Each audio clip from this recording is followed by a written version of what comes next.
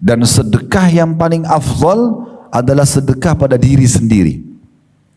Diri sendiri, kita mulai dari diri kita. Ya. Kata Nabi SAW kepada seorang sahabat yang pernah mengatakan, ya Rasulullah, saya punya harta, dirham. Kalau kita sekarang uang, duit saya ada. Siapa orang yang paling pantas saya sedekahkan? Kata Nabi SAW, dirimu dulu. Baik, sekarang saya akan masuk mulai di lembaran bahasan kita. Sedekah ini Bapak Ibu sekalian, yang merupakan bagian yang sangat diperintahkan dalam syariat, ya, hukumnya sunnah. Hukumnya sunnah, bukan kewajiban. Tetapi beruntunglah orang yang menjadikan sedekah sebagai kendaraan dalam hidup dia untuk meraih ridho Tuhannya, untuk juga meraih ridhonya manusia. Karena orang yang dermawan suka bersedekah dicintai oleh Allah, karena Allah perintahkan sedekah itu, dan Allah pun maha dermawan. Dan orang yang dermawan pasti disukai oleh manusia. Bapak Ibu kalau berteman dengan orang yang royal, suka traktir, suka memberi, setiap ketemu ada saja hadiah yang dikasih kepada kita, pasti orang semua suka dengan orang seperti ini.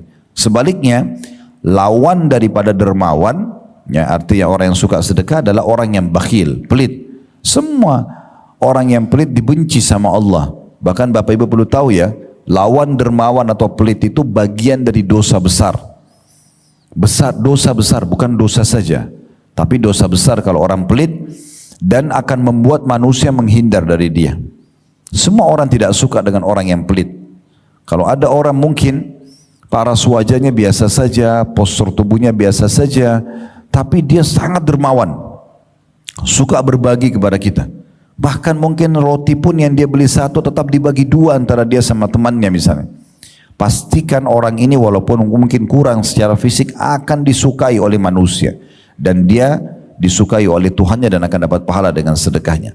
Tapi kalau orang cantik, gagah, bahkan punya jabatan yang tinggi pun, tapi kalau dia pelit, bakhil, maka akan dibenci oleh Allah. Karena dosa besar dan dibenci juga oleh manusia.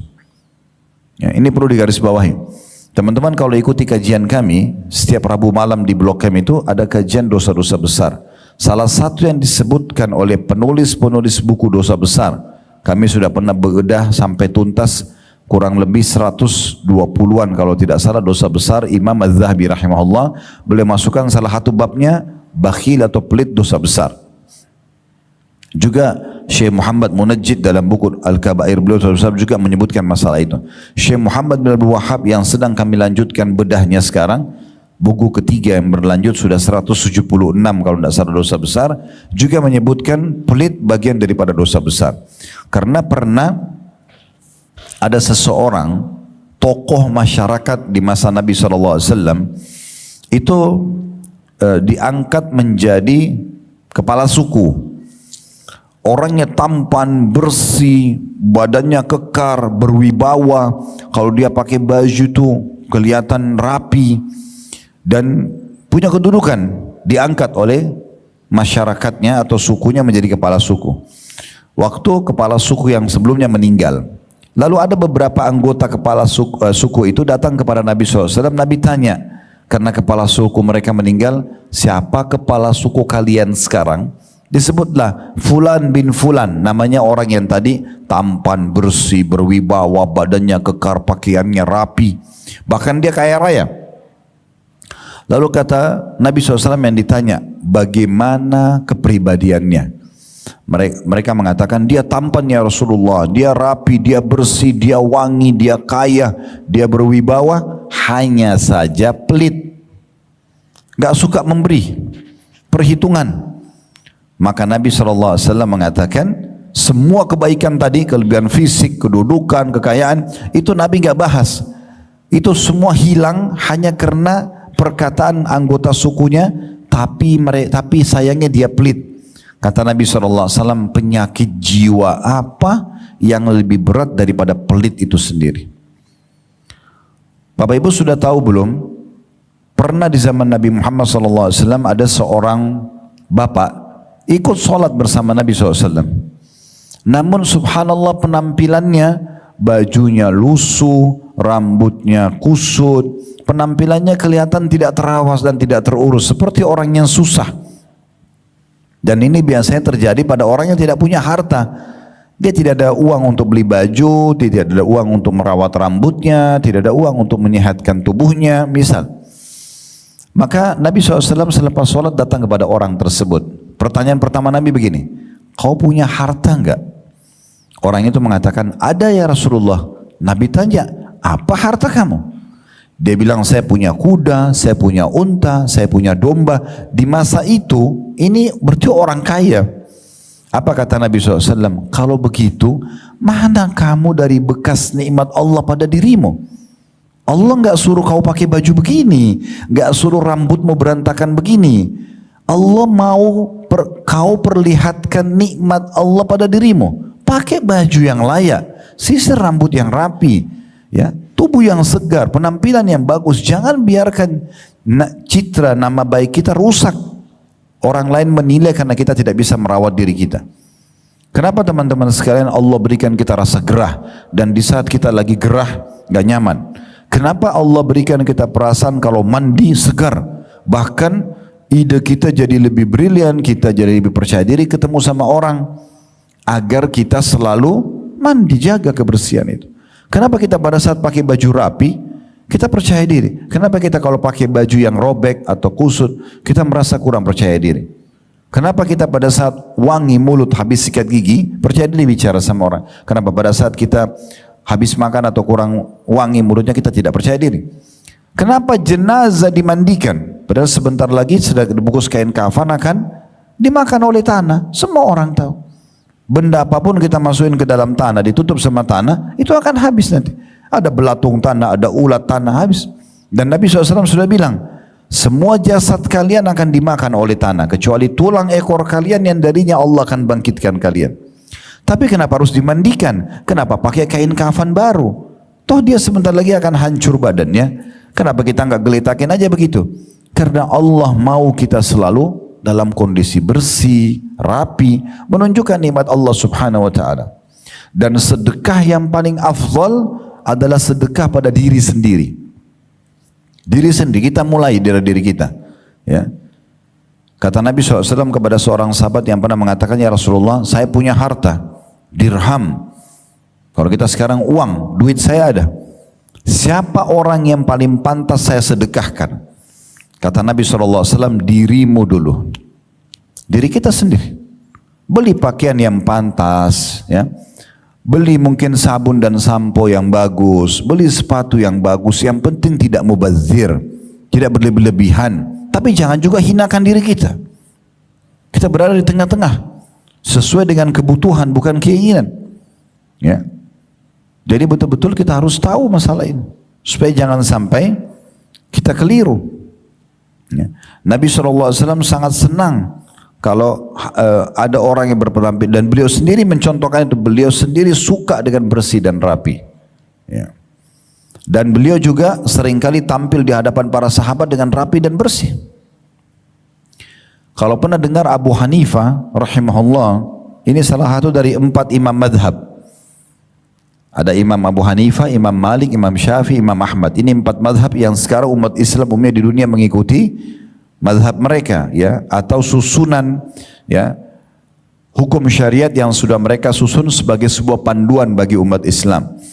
Abu Hanifah ini terkenal sekali kalau dia lagi jalan satu tempat wangi, dia bersih, ya, kalau dia tampil pengajian dia selalu coba tampil prima, ya, sebagai contoh bagi orang. Sampai kalau beliau lewat, itu orang-orang tahu, oh, Abu Hanifah baru lewat sini karena wanginya tercium.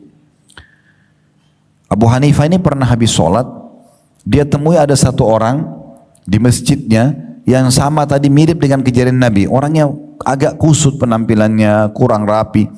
Lalu kata Nabi kata Abu Hanifah, coba kamu pergi ke sejadah saya di mihrab. Kebetulan Abu Hanifah imam masjid di situ. Beliau mengatakan pada orang itu, coba kamu ke mihrab, angkat sejadah saya, di bawahnya ada sebuah kantong, bawa ke sini. Maka orang itu datang ke sana, diambil kantong tersebut lalu dia bawa. Rupanya isinya uang cukup banyak. Maka kata Abu Hanifah, ambillah, perbaikin hidupmu. Sebagai sedekah dari Abu Hanifah. Orang itu mengatakan, wahai imam, kalau imam gitu kita sekarang kiai, ustadz ya. Wahai imam, saya orang kaya. Abu Hanifah heran, kau orang kaya, tapi kenapa penampilanmu seperti ini? Lalu kata Abu Hanifah menyebutkan hadis Nabi SAW, Inna Allah yuhibbu an yara athara ni'amih ala abdi. Allah suka melihat bekas nikmat pada hambanya. Jadi itu dulu yang perlu diperhatikan, sedekah penting untuk diri sendiri. Yang penting jangan berlebihan dan ingat sumbernya halal. Kemudian yang kedua, mulai dengan orang-orang yang terdekat kepada kita. Karena sahabat tadi bilang, waktu dia bilang, ya Rasulullah saya punya harta, saya punya dirham, siapa yang paling layak saya sedekah? Kata Nabi SAW, dirimu sendiri. Lalu dia bilang, kalau saya masih punya lagi, sudah selesai, kebutuhan saya sudah terpenuhi. Kata Nabi SAW, anakmu. Lalu dia mengatakan, kalau saya masih punya, istrimu. Kalau saya masih punya, pembantumu. Kalau saya masih punya, kata Nabi SAW, engkau lebih tahu setelah itu. Jadi memang bab sedekah ini adalah bab yang diperintahkan sekali dalam agama Islam. Untuk diri kita, untuk lingkungan kita. Dan sebagaimana saya bahasakan tadi teman-teman, kita kalau terbiasa sedekah, pahalanya besar melimpah. Nah, sebagaimana tadi garis besar sudah saya bacakan daftar isi, apa yang kita dapatkan kalau sedekah. Ya. Yang paling sederhana, semua yang Bapak Ibu keluarkan akan bernilai ibadah di sisi Allah Subhanahu Wa Taala karena sedekah perintah. Dan yang kedua, pasti Allah ganti. Pasti Allah ganti. Salah satu dari 9 poin itu ada pasti Allah mengganti sedekah kita. Kalau Bapak Ibu ingin memperhatikan dalilnya ada disebutkan dalam surah Saba, surah nomor 34 ayat 39. Potongan ayat wa ma anfaqtum min syai'in fahuwa yukhlifu. Yang kalian keluarkan di jalan Allah pasti akan diganti. Ini masalah sedekah. Nah, mulai sekarang teman-teman coba jadikan sedekah sebagai sebuah program hidup. Sehingga kita meraih pahalanya, kita meraih balasannya, Allah akan gantikan. Dan mulai dari diri kita, kemudian orang-orang di sekitar kita. Ingat, orang yang dermawan dicintai Allah, sebaliknya. Lawan dermawan orang yang pelit dibenci oleh Allah, bahkan bagian daripada dosa besar. Baik, kita akan mulai teman-teman di halaman 5, ya, itu ada pengertian sedekah. Apa sebenarnya sedekah itu? Sedekah menurut bahasa atau etimologi kata penulis adalah sebuah kata benda yang dipakai untuk suatu hal yang disedekahkan atau dikeluarkan. Kata tersebut diambil dari unsur huruf sod, dal dan qaf, sodaqah, ya. Dan dari unsur as-sidq atau jujur. Diambilnya kata sedekah karena sedekah itu menunjukkan pada kebenaran atau kejujuran penghambaan kepada Allah. Jadi orang yang sedekah itu mau memberi di jalan Allah itu karena dia jujur dalam memberikan pemberiannya kepada Allah. Selama itu dia jujur, dia mau raih pahalanya, maka itu namanya sedekah. Kalau dia keluarkan riya, tidak dianggap seperti sebuah sedekah. Al-Jurjani, ini salah satu ulama berkata, sedekah adalah sebuah pemberian yang diharapkan ganjarannya dari Allah Subhanahu wa Ta'ala. Artinya kalau orang sedekah hanya untuk dipuji oleh manusia atau tidak berharap dibalas oleh Allah, berarti bukan sedekah. Jadi yang sedang kita bahas pengerucutan makna atau definisi dulu supaya jelas. Jadi semua yang Bapak Ibu keluarkan di jalan Allah atau karena Allah, dan salah satu indikasinya karena dia ingin mengejar pahala dari Allah dan tidak berharap unsur timbal balik.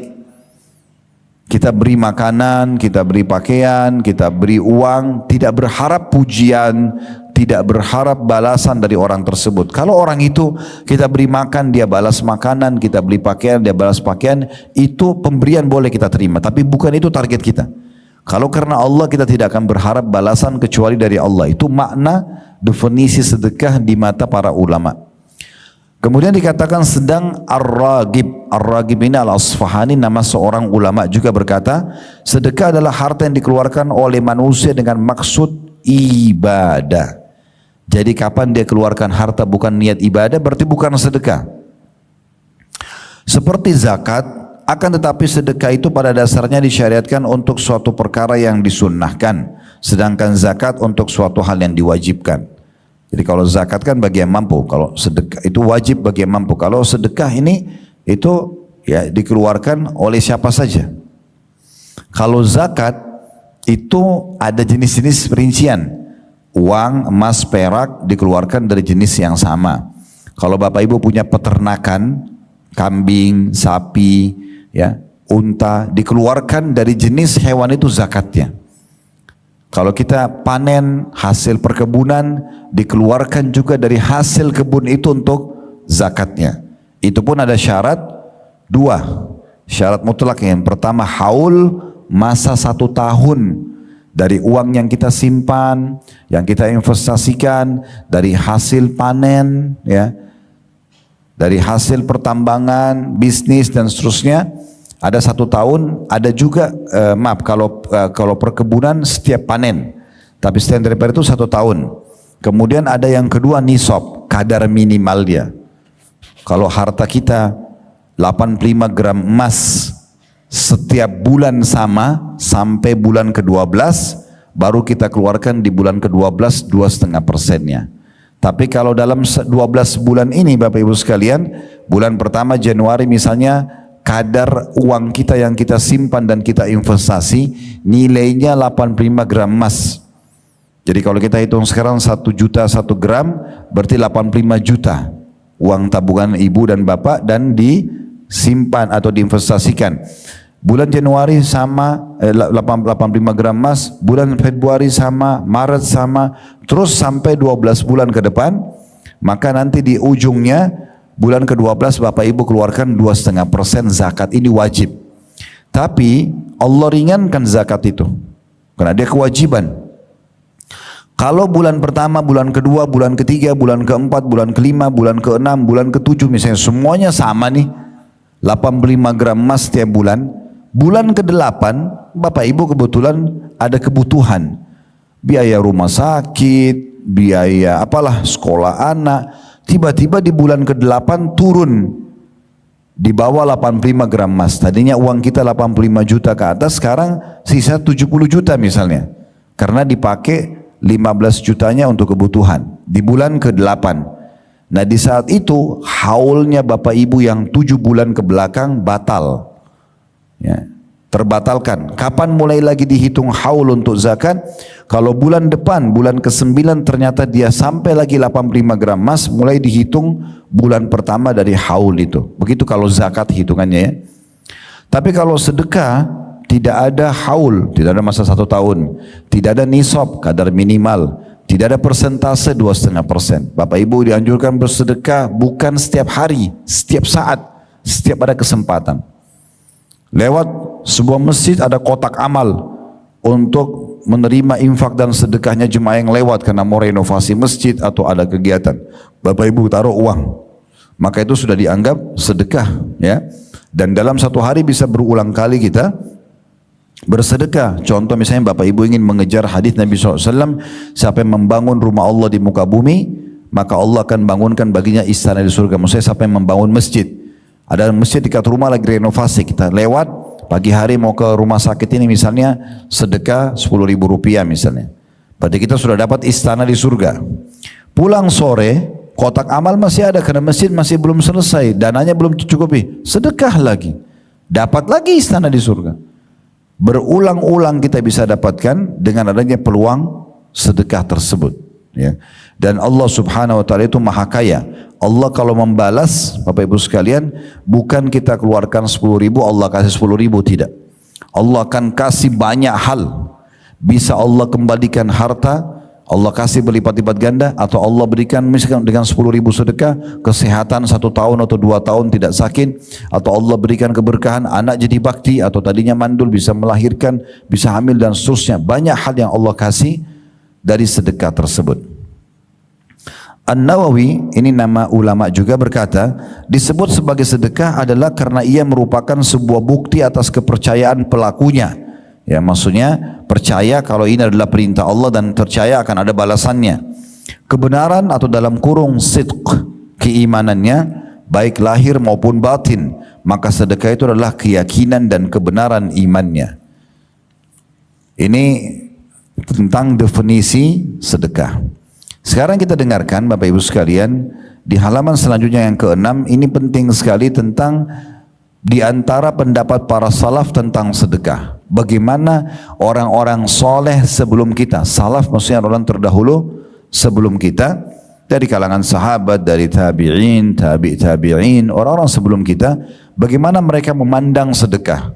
Tolong sedikit fokus supaya kita lebih ambil manfaat. Bagaimana mereka memandang sedekah itu, sehingga mereka bisa konsisten selalu bersedekah. Ada persepsi kita nanti yang kita coba perbaikin di Indonesia yang keliru, ya. Maksudnya bukan Indonesia, umumnya umat Islam lah. Kita akan mulai statement pertama diangkat oleh penulis, perkataan Umar radhiyallahu anhu.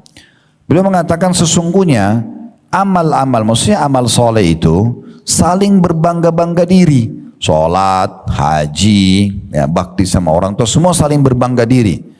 Lalu sedekah berkata kepada semua amal soleh yang lain, saya adalah yang paling baik di antara kalian. Berarti menandakan dari statement Umar radhiyallahu anhu ini, sedekah itu kedudukannya bila dibandingkan dengan amal-amal soleh yang lain ini sangat tinggi. Karena dia menunjukkan bukti keimanan seseorang hamba kalau Tuhannya memerintahkan dan akan memberikan balasan.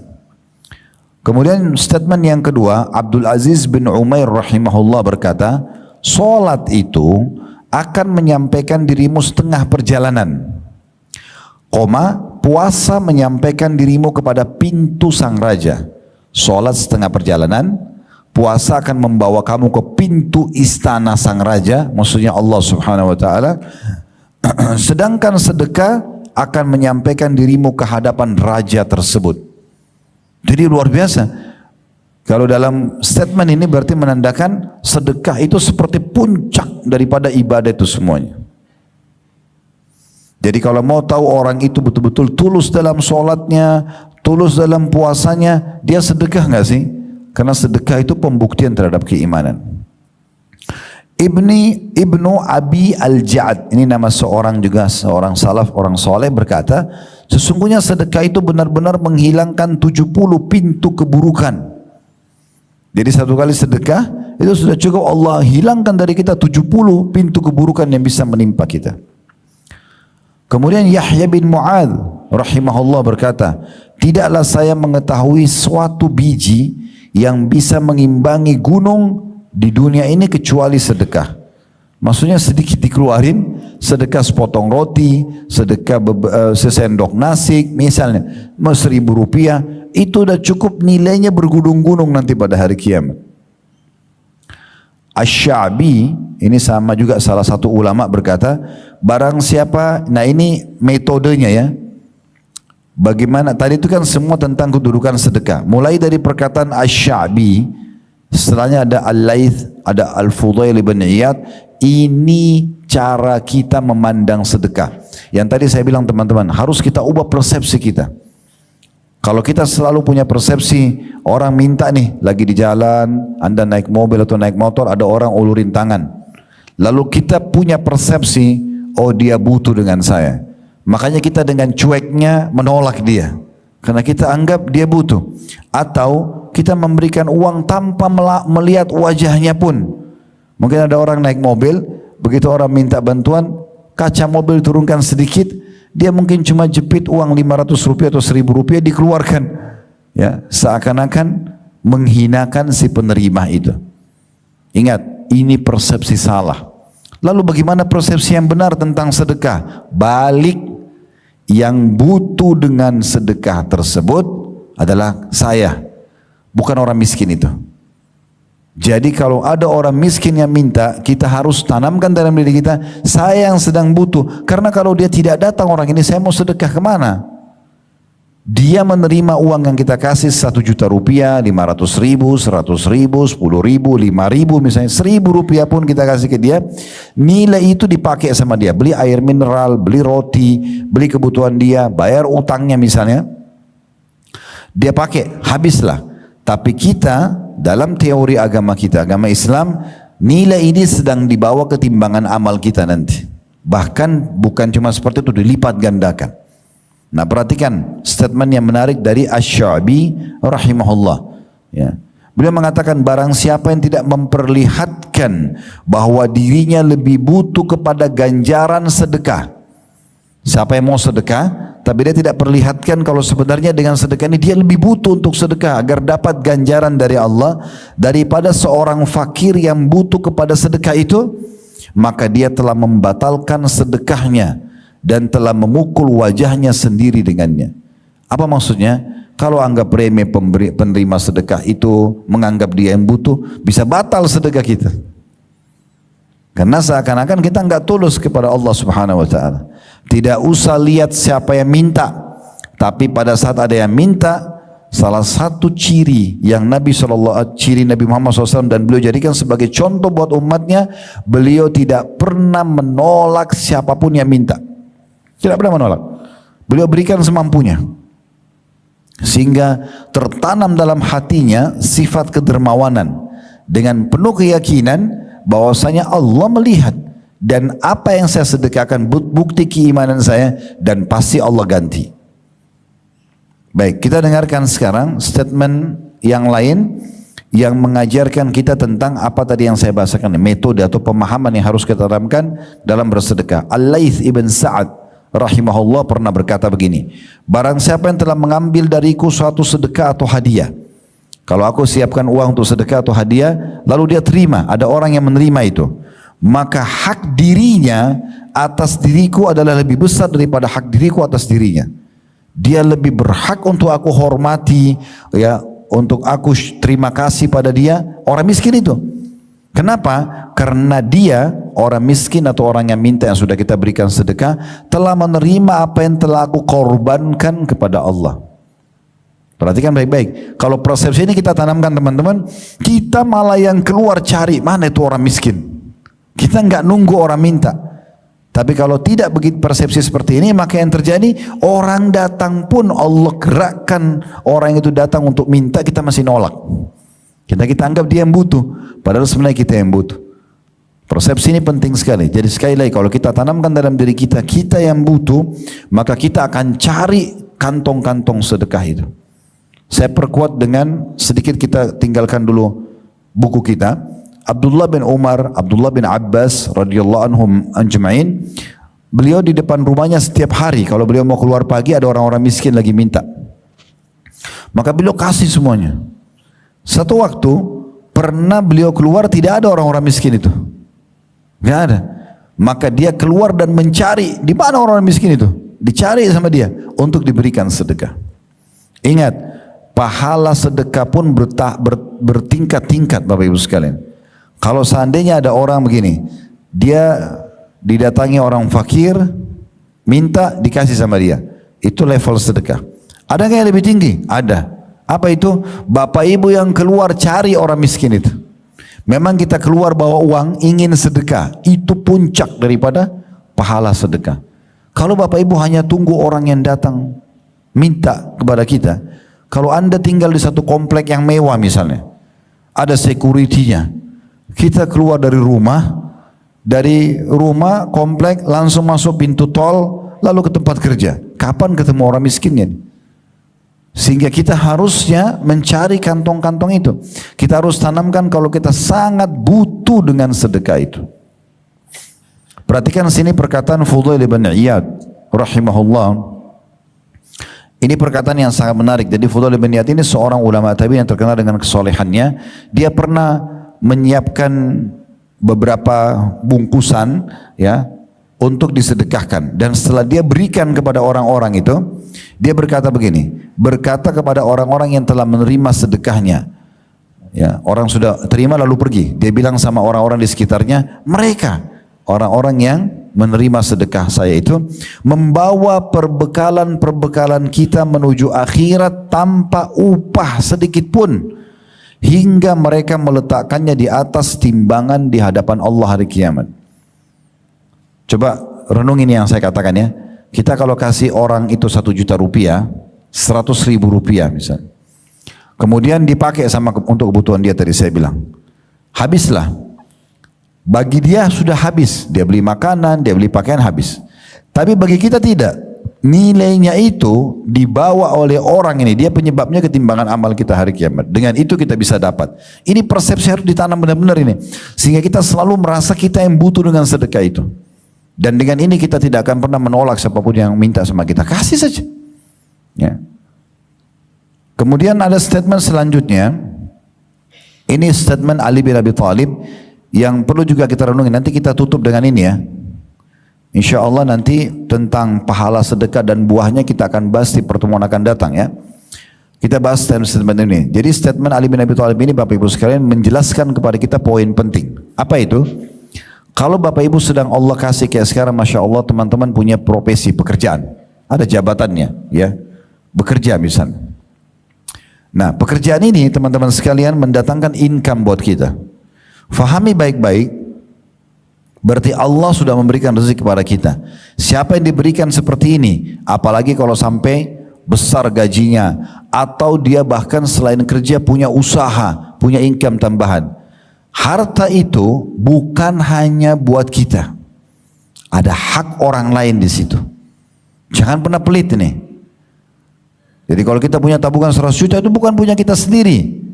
Buktinya kita kalau mati pada hari itu juga, itu jadi hak orang lain bukan? Jadi warisan. Jangan gitu.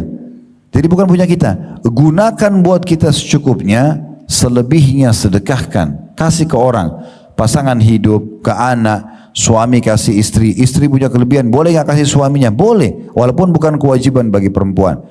Kasih ke anak, kasih ke pembantu, kasih ke tetangga. Perhatikan Ali mengajarkan kepada kita. Statementnya adalah, barang siapa yang telah diberikan suatu harta oleh Allah, maka saran beliau dan ini hukum syariat, hendaklah ia menyambung kekerabatan dengannya. Justru perkuat silaturahim dengan uang itu. Ingat orang tua kita di kampung, kirimkan mereka sedikit dari gaji kita, ya. Ada saudara kita yang butuh bantuan, mungkin ada janda saudara kita, mungkin ada yang duda, mungkin ada yang masih butuh biaya sekolah. Kita punya kelebihan, kasih ke mereka. Hendaklah dia menyambung kekerabatan dengannya, memperindah jamuan untuk tamunya. Jadi begitu dia punya kelebihan harta, jamuan kita lebih baik lagi. Kalau tadinya kita pas-pasan, kita cuma bisa kasih sepotong kue atau roti sama air, sekarang Allah sudah berikan lebih rezeki. Kasih dia nasi box. Lebih bagus lagi, kasih tambahan buah. Perindah jamuan buat tamu.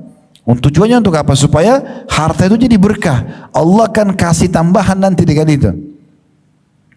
Lalu kemudian menolong seseorang yang membutuhkan.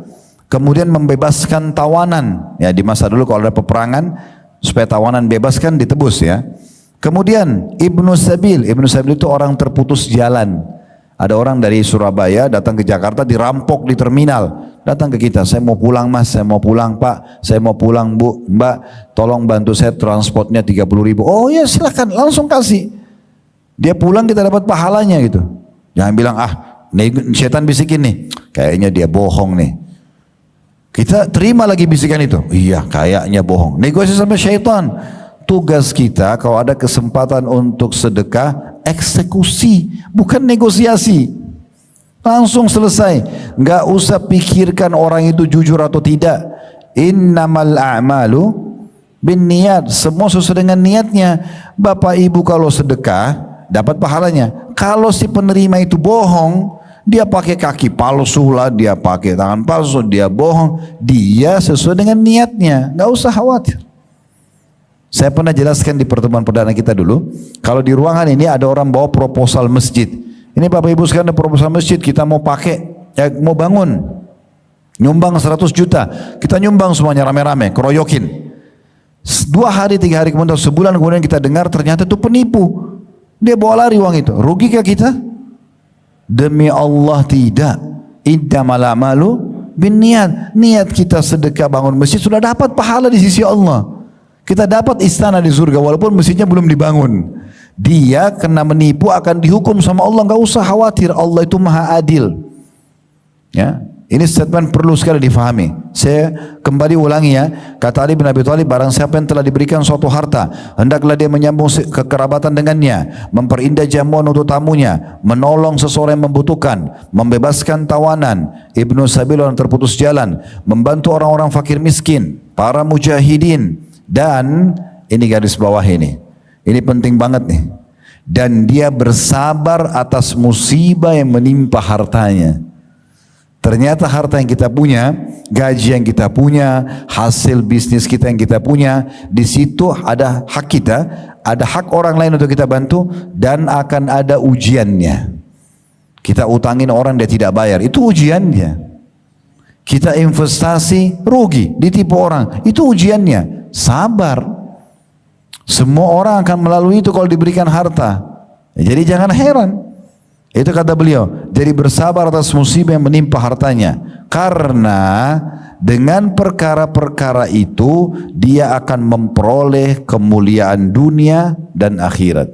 Dia akan mendapatkan, bisa memenuhi kebutuhannya dan akan dapat balasan besar nanti di akhirat. Ya kan gitu. Yang terakhir di sini ada dua statement ya. Ada satu statement ya. Maaf, cuma tinggal satu di sini, tapi nanti di paragraf terakhir ada juga statement yang menarik untuk dibahas. Kita tutup dengan ini. Statement Abu Hatim rahimahullah, seorang ulama tabi'in. Beliau memberikan perumpamaan supaya kita faham. Beliau mengadakan perumpamaan antara bakhil, orang pelit dan dermawan. Ini kan tidak bisa ketemu seperti minyak sama air. Orang dermawan suka memberi, royal. Ingat, royalitas dermawan akan mendatangkan loyalitas. Nggak akan ada loyalitas orang baik dengan kita bersahabat, pasangan kita sayang sama kita, anak-anak patuh, tanpa ada royalitas nggak bisa. Loyal itu akan datang kalau royal dulu. Kita mau semua orang dengar kita, tapi pelit, gimana caranya? Nggak bisa muncul loyal tanpa royal, nggak bisa. Ya, itu penting sekali. Abu Hatim berkata, bakhil, orang yang pelit itu adalah sebuah pohon di neraka. Karena dia dosa besar kan, penyebab masuk neraka. Bakhil sebuah pohon di neraka, sedang ranting-rantingnya ada di dunia.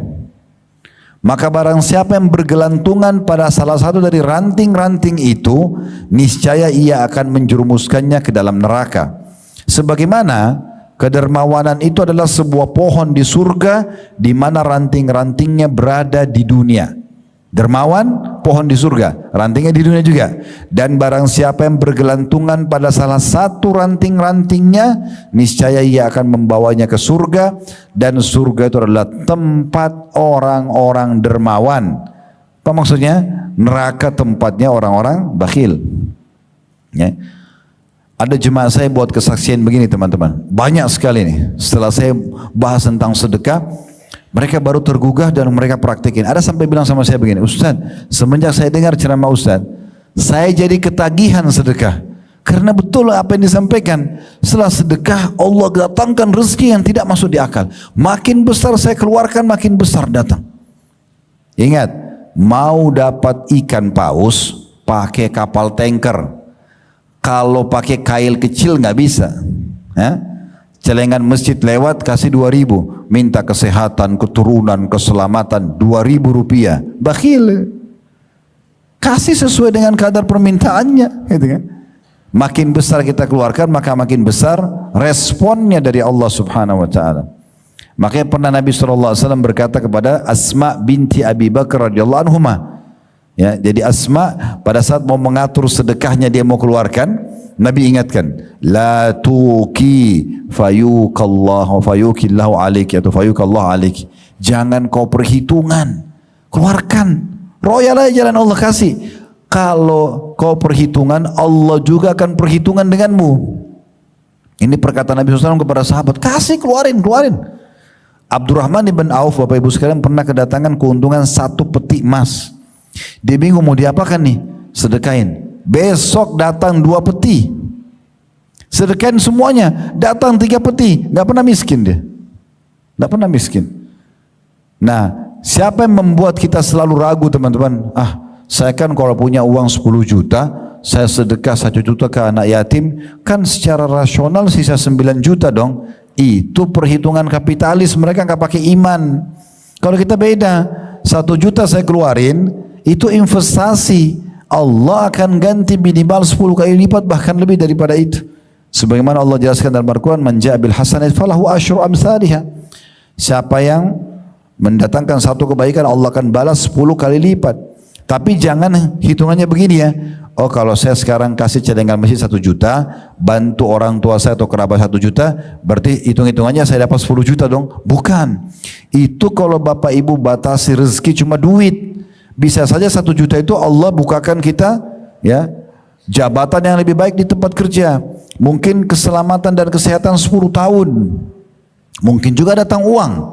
Ya. Jadi nggak boleh kita patokan, oh kalau gitu saya harus datang juga 10 juta. Bukan. Bukan begitu, itu kalau sama manusia.